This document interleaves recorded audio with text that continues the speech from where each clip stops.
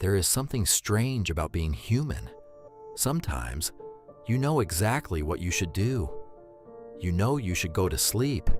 You know you should put the phone down. You know you should stop checking that message. You know you should finish the work. You know you should walk away from the argument. You know the habit is hurting you. And yet, you do it anyway. Not once, again, and again. And afterward you wonder, why did I do that? You knew better. You understood the consequences. You even promised yourself that this time would be different. But when the moment arrived, something inside you took over. And for a few seconds, you stopped being the person who made the promise. You became the person looking for relief. That difference is important, because perhaps the problem is not that you don't know how to control yourself. Perhaps you have been trying to control yourself at the wrong level. We tend to think of discipline as a battle.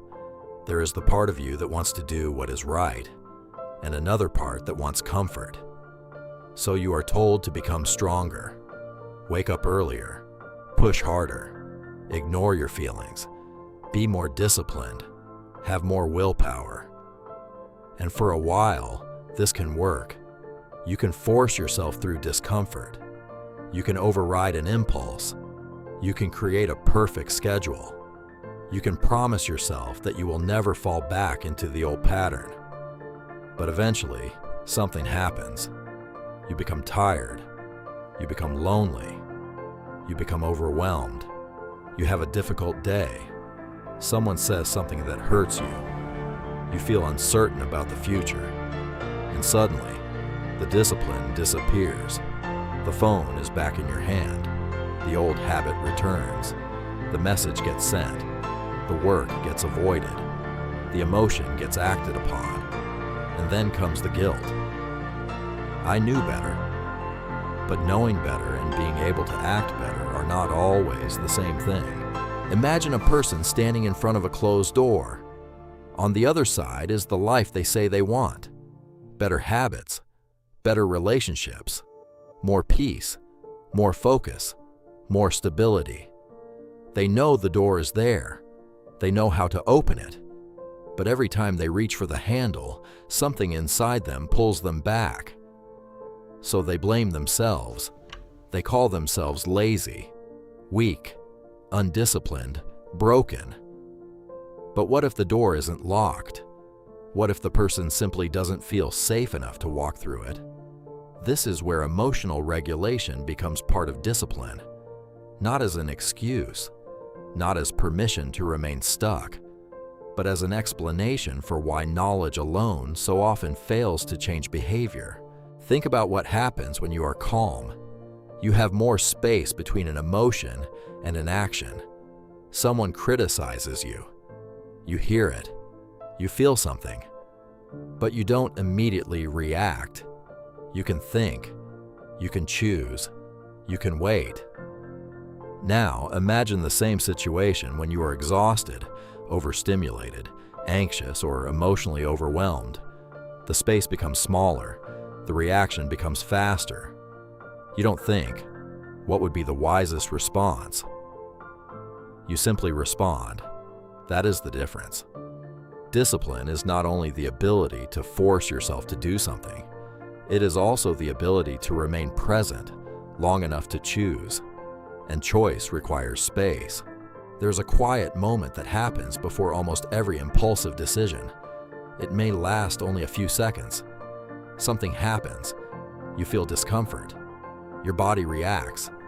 And then your mind looks for an escape, a notification, food, shopping, entertainment, anger, another person, another thought, another distraction. The behavior is different, but the mechanism can be remarkably similar. Discomfort appears. The nervous system wants relief. The mind identifies something that has provided relief before, and you move toward it. Not because you consciously decided, I want to destroy my progress, but because in that moment, relief feels more important than the future. This is why shame rarely creates lasting discipline. Shame adds more discomfort. And if your automatic strategy is to escape discomfort, then shame can actually strengthen the cycle. You feel bad. You seek relief. You feel worse. You seek more relief. And the pattern continues. So perhaps the first step is not to fight yourself. Perhaps the first step is to observe yourself. Not judgment. Observation. The next time you feel the urge to do something you know you shouldn't do, don't immediately ask, "How do I stop myself?" Ask, "What am I feeling right now?" And then, "What am I trying to escape?" Maybe it is boredom, maybe loneliness, maybe uncertainty, maybe rejection, maybe fatigue, maybe the fear that you are not doing enough. You don't have to solve the emotion immediately. You only have to become aware of it. Because awareness creates the first small space. And inside that space, choice becomes possible. There is a simple practice you can begin today. Call it the 3-second pause. When you notice an impulse, do nothing for 3 seconds. Don't obey it. Don't fight it. Just pause. Take one slow breath. Notice your body. Notice your thoughts.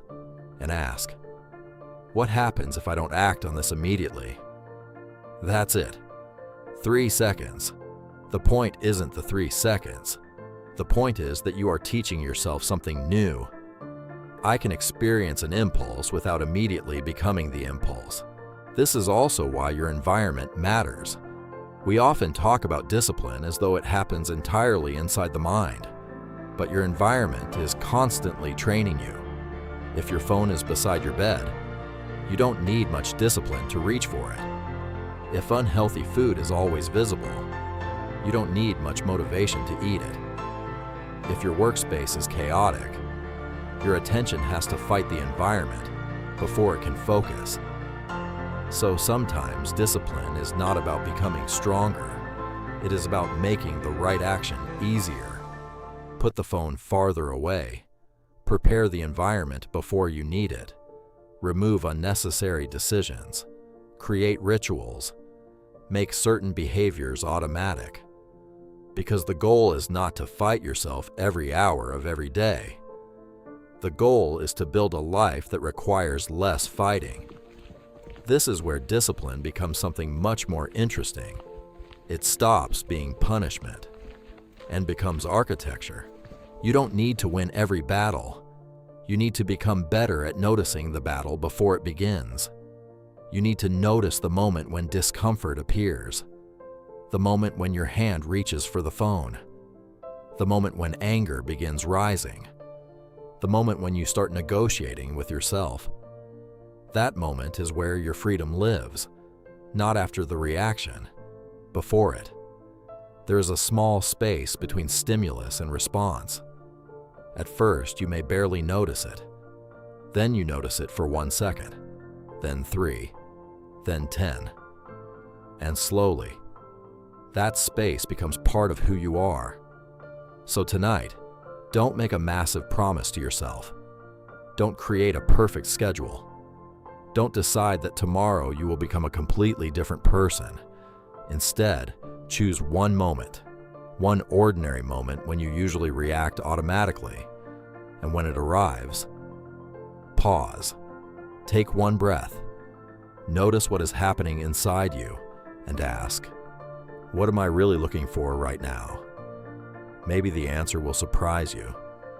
Maybe you will discover that beneath the impulse was fear, or loneliness, or exhaustion, or simply the need to rest. And perhaps for the first time, you will realize something important. You are never fighting a lack of discipline. You are trying to create change without understanding the system that was asking for relief. Your life does not change every time you feel motivated. It changes when you begin responding differently to the moments that used to control you. One pause, one choice, one boundary, one honest observation, then another. This is how inner order is built. Quietly, almost invisibly. Not through one dramatic transformation, but through hundreds of small moments in which you stop abandoning yourself. And perhaps that is what discipline has always been. Not forcing yourself to become someone else, but becoming trustworthy to yourself. You feel discomfort, and you don't immediately run. Slowly, your mind learns, I am safe enough to pause. I am strong enough to choose. I don't have to obey every feeling. And that is where real discipline begins. Not with control, with presence. Not with force, with understanding. Not with becoming harder, with becoming more internally ordered. You're not broken. You may simply be responding to life with patterns that were learned long before you consciously chose them. And patterns can be retrained, one moment at a time. So the next time you lose control, don't ask only, why am I like this? Ask something better. What is this moment trying to teach me? Then pause and listen, because sometimes the way back to yourself doesn't begin with doing more. It begins with finally becoming quiet enough to notice what has been happening inside you all along.